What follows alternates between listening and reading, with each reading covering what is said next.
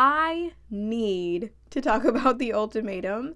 The Ultimatum to me is one of those shows that starts off as really stupid. Like, you look at the promo and you're like, who the heck would watch this trash?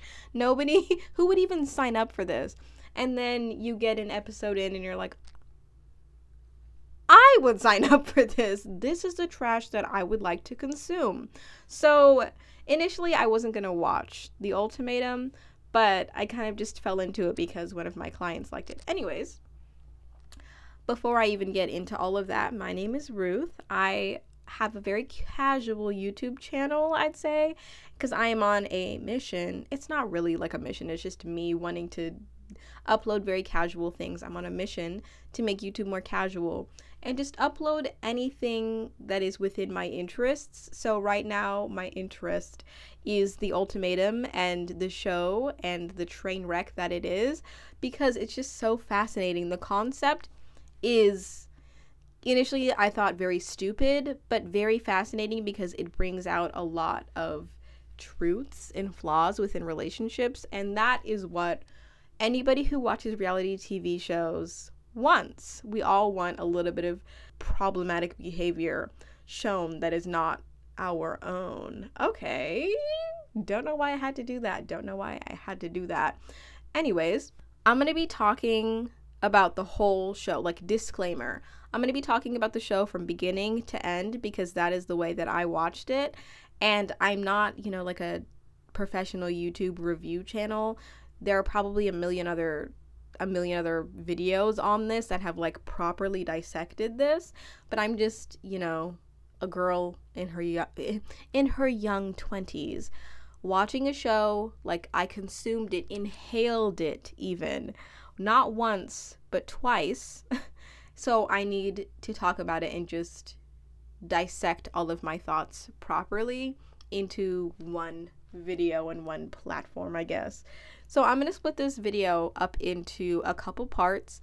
So I'm going to start it off on my initial thoughts of The Ultimatum and the idea of ultimatums, like what I like about them or what I didn't like about them, and then my thoughts afterward, like overall of the show.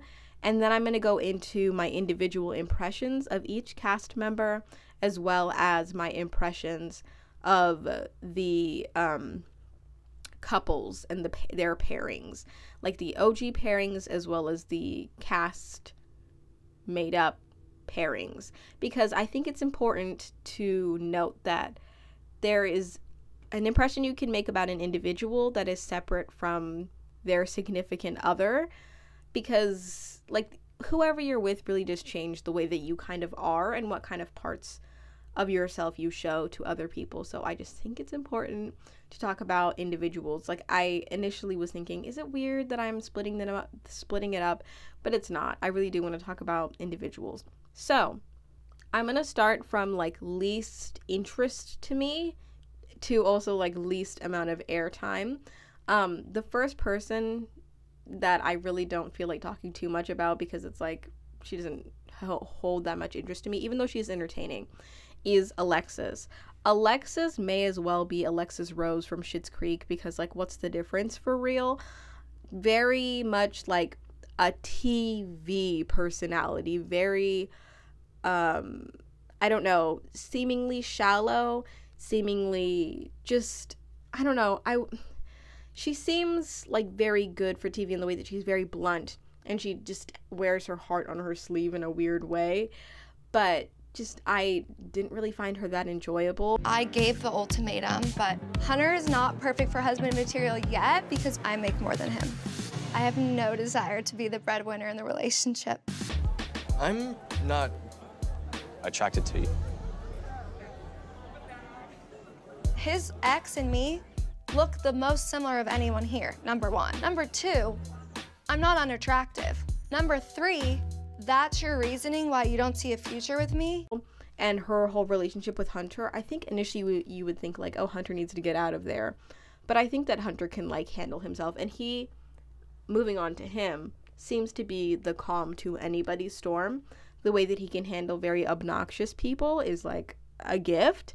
I feel like he also should look into therapy maybe, because I I feel like if I knew him in real life, I'd be like, you need to stop like caring for people who are like that and who are just a little bit too unhinged, you know, like a little bit too very visibly, what's the word? Just very visibly high maintenance and very open about the fact that they're high maintenance and want to live up to a certain lifestyle. Because I feel like people who are very open about that are very shallow people and don't really realize the value in life and what life has to give. But also, like, they don't have to agree with me and my value of life, but I just also don't want them around me. So I feel like Hunter just deserves better in the way that he seems very kind and very sweet and very calming. But I feel like them are just, they're so weird because he's just too good, but she's just so obnoxious. Moving on to Nate and Lauren. I should have started out with Nate and Lauren. They just need to break up. Like, that's my impression of them. Initially, though, I really did like them because I liked Nate's energy. He just seemed very warm. He just seemed like, not that he could do no wrong, but he seemed like the type of guy that could just walk into a room and just talk to anybody, make anybody feel comfortable. And then also, he was giving some attention to Shanique, and I was like, I maybe have never seen a man in a relationship, a white man in a relationship who's like average or like good looking, give the same amount of attention or give the same amount of praise to his like white girlfriend as he would like another chocolate girl. You know, I feel like the fact that he was gonna pick Shanique, it's kind of weird for me to say, but sometimes when men speak highly of black women, I feel as though it speaks to their character a little bit. That's really sad for me to admit. That's really sad. Like, just men treating women with like dignity and kindness is like, it really speaks to their character that they can be nice. But seriously, especially in reality TV, I don't feel like black women are really held up to a pedestal and like called queen by white men. So I liked him initially until I found out obviously that he was problematic and he's just like obnoxious and rude and like stares at women's chests. And then Lauren just also seems like the type of girl who's like, I'm quiet. I have tattoos. And then guys are like, yes, you are. Like, they just can't take it. And then they just want, I don't know, the whole like quiet, tattoo, reserved, I don't say my feelings all the time type of a gal. And to me, I'm just like, ugh, it seems emotionally draining. And I am very tired of that type of a gal, you know? Okay. Next, we move on to Ray. And Ray kind of strikes me as your most relatable person on this show, honestly. Ray strikes me as the most relatable person on this show simply because she also, like Lauren, is reserved. But she's reserved in the way that, like, you know what she's thinking and feeling, kind of, but you know why she's uncomfortable with saying it because she doesn't want, it's kind of like you're protecting yourself kind of a thing, not like I'm going to withhold information from you because I can. It just very much so like I don't want to be vulnerable because that's very uncomfortable for me. That I feel like in my heart of hearts, I am very much a Ray as opposed to everybody else. I think that sometimes people may think that I come off as like a Madeline. Yeah, I can say that. Some people may think that I come off as like a Madeline, but I'm very much a Ray in the way that I don't like to be open and vulnerable. And I'm fine if other people want to, because I want to protect myself. Okay, yeah.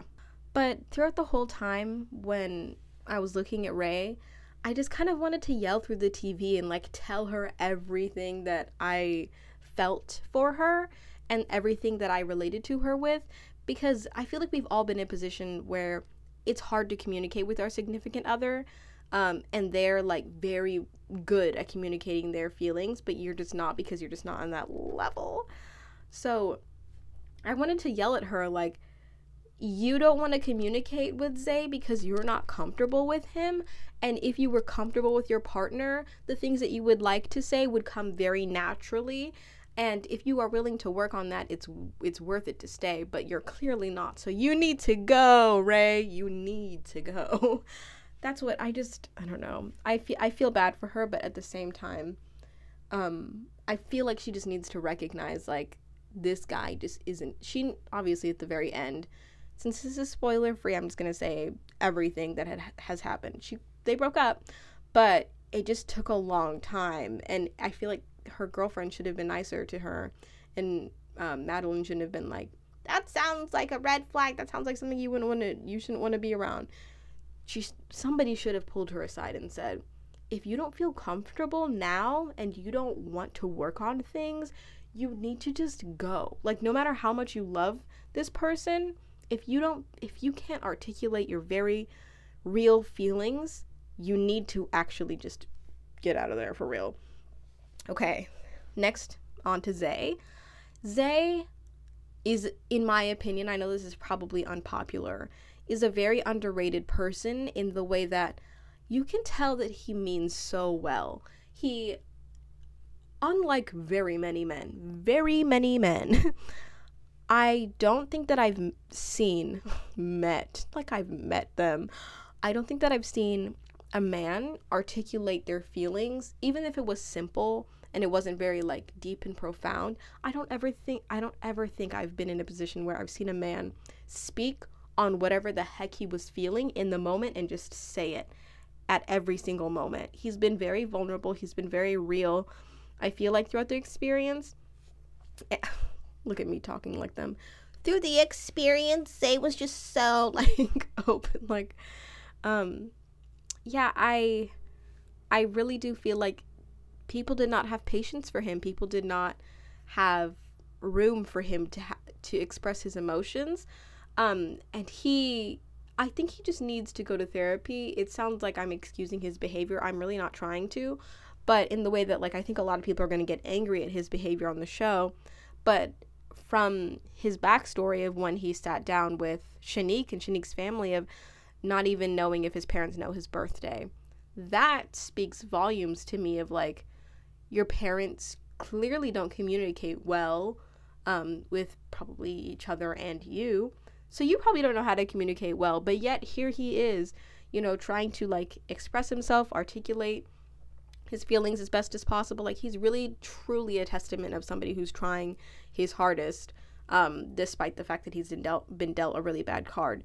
I'm not, like, saying, like, everybody lighten up on him, because he's done some, like, very sad, flawed things. But I think that the one takeaway from Zay that I get is that he just needs to be in therapy. And he's really trying his hardest, and I love that he's very in tune with his emotions. And I wish that he got a little more credit for that on the show, because I could tell that Ray was, like I said, I relate to Ray, so I understand that Ray was like, you're just a pusher and I don't want to be pushed. But also the fact that he was breaking down during the lunch with Ray's mom, and Ray's mom was, like, kind of aggressive towards him. I don't know, like, I understand the way that they were arguing in front of her was not cool, but it's also kind of like, can we not give him some grace? Can we not, like, I don't know. I also understand, like, the way that he was speaking was very much like, oh, whatever, I'm gonna talk over you, and then when you try to talk about me, I'm not gonna, like, have any, like, things said to me, kind of a way. Anyways, underrated. He needs to go to therapy. I appreciate how much he can speak on his feelings. Next is Shanique. Zay and Shanique just also, I'm not talking about couples yet, but, like, Zay and Shanique work so well together, I feel, that when they got back together, I was like, or not when Zay and Shanique, but when Zay and Ray got back together, I was like, y'all came together? Like, are you sure? Anyways, when I saw Shanique with Randall and they came back together, I was like, this is odd. This is real odd. I don't know if it's, like, I don't know if it's colorism inside of me, like, just being like, these two work better together because they look more similar. I don't know. It's not. I'm making that way too deep. Okay, Shanique. I feel like I don't really know her as a person. I don't know what she does. I don't know what half these people do, actually. I know that, like, Jake is in sales and Ray is like a registered nurse, like not a registered nurse, she's a nurse, but like what the heck does Shanique do? We just don't know about her as a person. So my individual impression of her is that she has a lot of pride, and she wears her emotions also very much so on her sleeve and very bluntly, which is not a problem. Except for I feel like she has this like defensiveness to her in relationships, and she like has not a problem. I don't want to like say these things are problems. She has a thing about reacting to people and not being able to hide it on her face, which I can relate to. And also she's just like the finest person on the show too. She's so beautiful. I was like, oh my god, none of these girls holding a flame. Okay, is that the saying? Not any of these girls holding a candle, a flame to this girl, because she's gorgeous. Anyways, yeah, as an individual, I just don't feel like I know enough about her to like form a legitimate opinion to where I can speak on it for too long. Yeah, I love her beauty. I feel like she just wears her emotions on her sleeve, and it was kind of relatable because I feel like anytime she would get into an argument with anybody, Randall could say anything. He could be like, I care about Madeline, you know that. And she'd be like, oh, so you don't care about me at all? That's what you're saying to me? You really don't care about me? You think that I'm like the bottom of the barrel? You think I'm like pulled straight out of the trash can? That's what you're saying to me? So her sensitivity as a human is just very relatable, and something that I found very interesting. Next to Colby. I don't want to spend too much time on this, but I feel as though I am. Colby, I don't know. Colby, I could see, he's like that type of guy in high school who like permanently stays a high schooler, you know, or like, yeah, not even college, because he just is very, I don't know, also kind of has the same energy as Nate, to where like, I'm going to talk to anybody about anything at any time with everybody. And that can be likable sometimes, but for this context, it just felt really weird. I did, though, like that they had a man giving an ultimatum to a woman, because it just switched things up, because like most of the time, you know, it is a woman being like, why won't you commit to me? Why won't you be faithful to me? And I did love, I loved that it was him doing it to her specifically.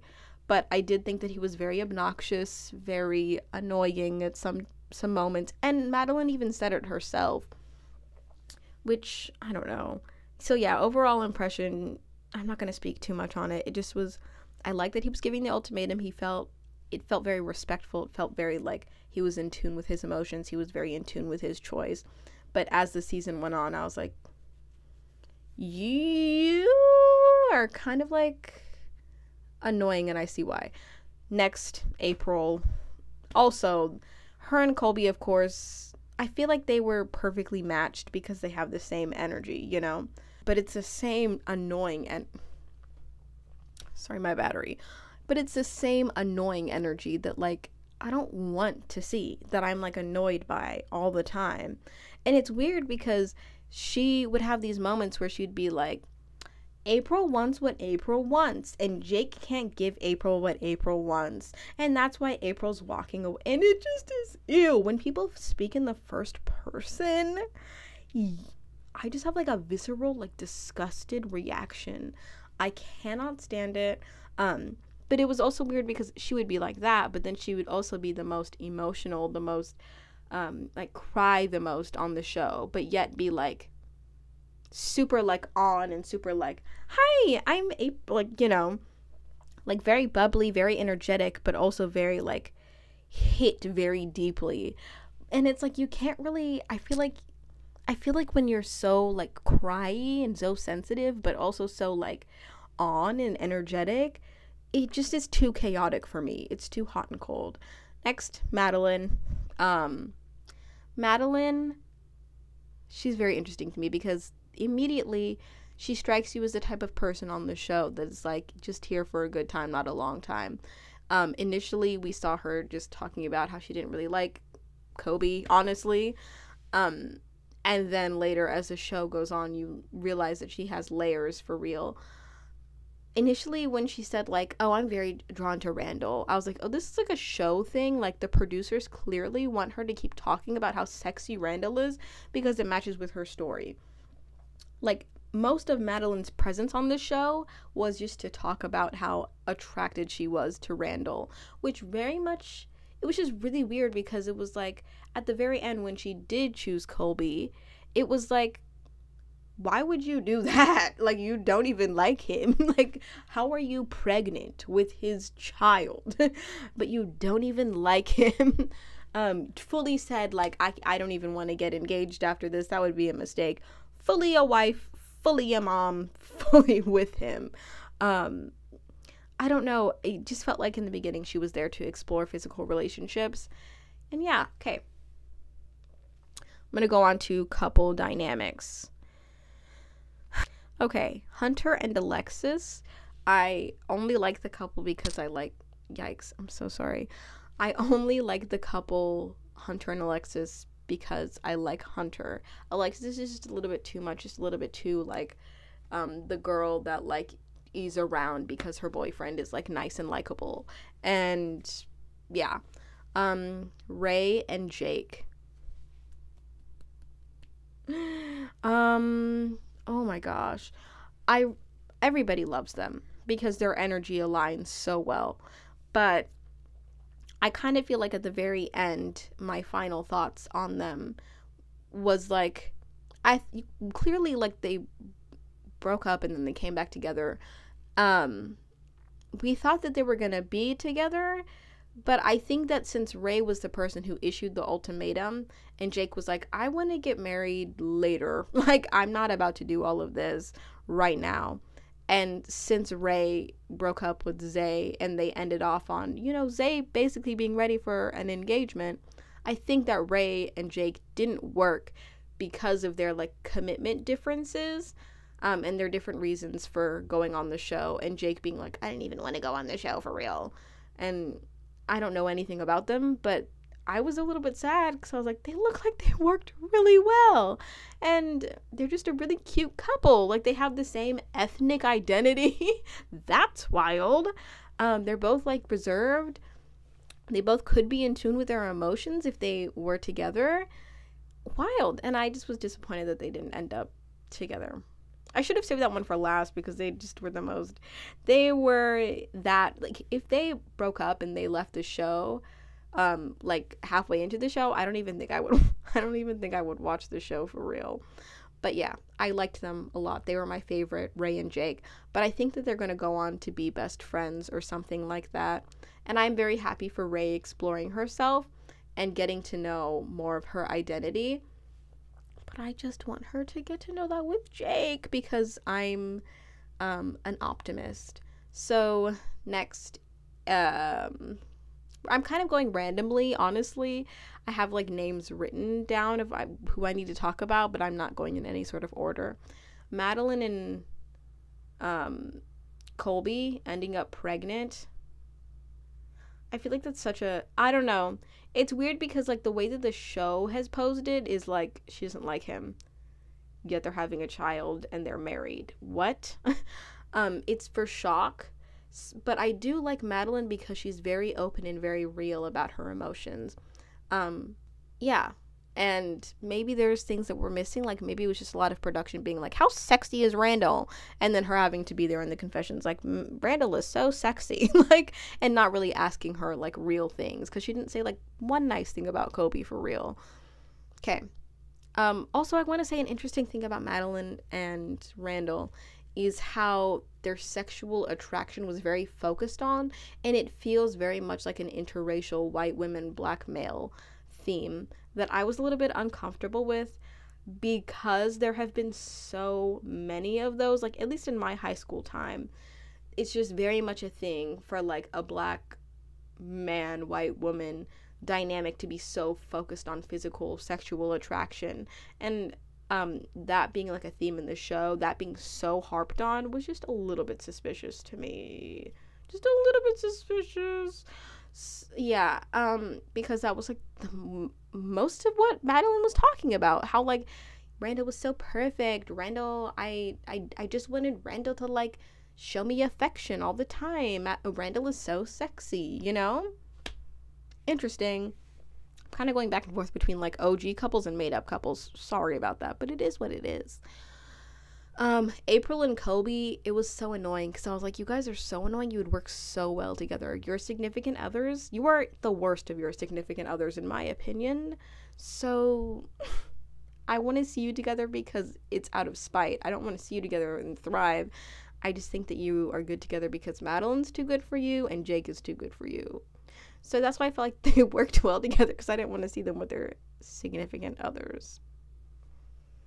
Dang. I felt really bad for Ray and Zay because I could tell that their whole dynamic was very pure. I felt like they were just two incompatible people who just mean well. Ray, I think, got the better... what am I trying to say here? Ray seemed to be the better partner just because she's like a quiet girl who doesn't know how to like speak to him, and he doesn't know how to speak to her. But I think it just was really sad to see, because I was like, dang, I really liked Zay. But like his anger and his natural emotions got the best of him, and it was like a really low moment for Zay when he wasn't letting Ray leave out of the apartment, because you could just tell that was like very much out of like hurt and rejection. I'm not excusing it, but it just made me very sad, because I was like, dang, Zay, like, do better for real. But yeah, another thing about Madeline I completely forgot is, initially I thought she was there for a good time, not a long time, because like every single moment with Randall felt very casual, and it all changed for me when she started sitting down with Kobe at like the last 2 episodes. She was like, I want to know if you see me. I want to know if you understand me. I want to know if you're not going to leave me when things get tough. And I was like, oh my gosh, this is the real Madeline. Like, this is like the soft version. Every critical, like they called her critical, or Colby called her critical in the show. He was like, why are you just so critical? And she was like, yeah, I am critical. Like, I will be critical about what you eat. Him calling it out and her being like, you know what? You do see me, for real. I feel like she is such a critical girl. We all know the critical girls that are just like negative for nothing and just like take enjoyment out of it, but it's just like annoying because it like drains you as a person when you're around them. I did find her vulnerability to be very appealing, and then but like seeing his reaction to it was just weird, because it was like, this probably at the very end you could tell like everything got resolved, but it's like we didn't see you guys, you know, being very healthy together, so why are you guys pregnant with a child? But yeah, those are all of my thoughts on the Ultimatum. This was kind of scattered and I probably forgot a bunch of things, but my overall thoughts on the idea of an ultimatum are that an ultimatum, although I don't agree with it, I would not want to issue an ultimatum. I don't think a lot of people do want to issue ultimatums, you know, it's not everybody's first choice. I think that ultimatums, although are done out of pressure, do speed up the result of what you're looking for. So I now can support them much more, because I feel like you get a more efficient answer and an efficient decision, as opposed to naturally just seeing how things go. So I can appreciate the ultimatum for showing me that, and for just seeing, you know, like couples dynamics. And initially I thought, you know, like, who's gonna go on this super stupid show? But it's like real people trying to talk about real problems that have real consequences and real rewards. So yeah, I didn't like the ultimatum, and now I do, and now I have a different appreciation for ultimatums, and that those are all of my thoughts on the ultimatum.